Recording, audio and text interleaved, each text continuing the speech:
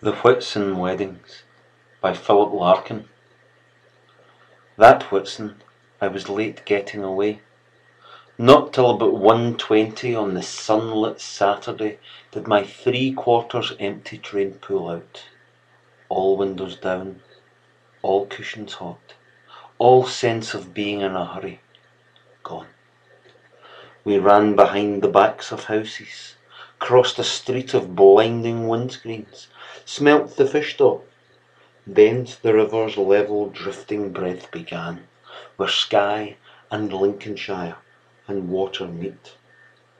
All afternoon, through the tall heat that slept for miles inland, a slow and stopping curve southwards we kept. White farms went by, short-shadowed cattle, and canals with floatings of industrial froth. A hothouse flashed uniquely. Hedges dipped and rose, and now and then a smell of grass displaced the reek of buttoned carriage-cloth, until the next town, new and nondescript, approached with acres of dismantled cars. At first, I didn't notice what a noise the weddings made each station that we stopped at. Sun destroys the interest of what's happening in the shade. And down the long cool platforms, whips and skirls I took for porters larking with the mails, and went on reading. Once we started though, we passed them, grinning and pomaded, girls in parodies of fashion, heels and veils all posed irresolutely, watching us go, as if out on the end of an event, waving goodbye to something that survived it. Struck, I went more promptly out next time, more curiously, and saw it all again in different terms.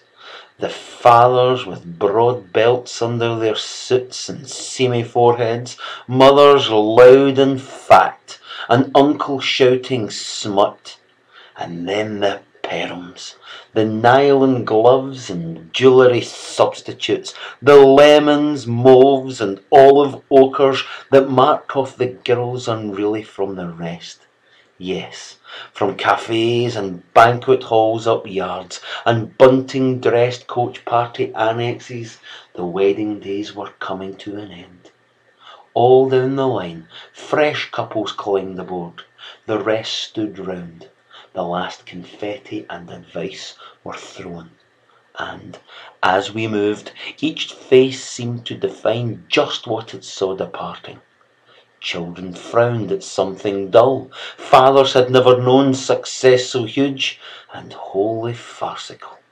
The women shared the secret like a happy funeral, while girls, gripping their handbags tighter, stared at a religious wounding.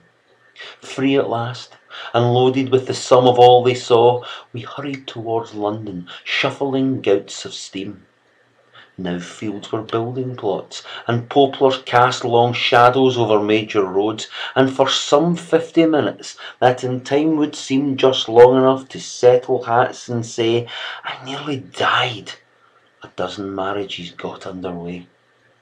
They watched the landscape, sitting side by side. An Odeon went past, a cooling tower, and someone running up to bowl. And none thought of the others they would never meet, or how their lives would all contain this hour. I thought of London, spread out in the sun, its postal districts packed like squares of wheat. There we were aimed. And as we raced across bright knots of rail, past standing Pullmans, walls of blackened moss came close, and it was nearly done, this frail travelling coincidence. And what it held stood ready to be loosed with all the power that being change can give.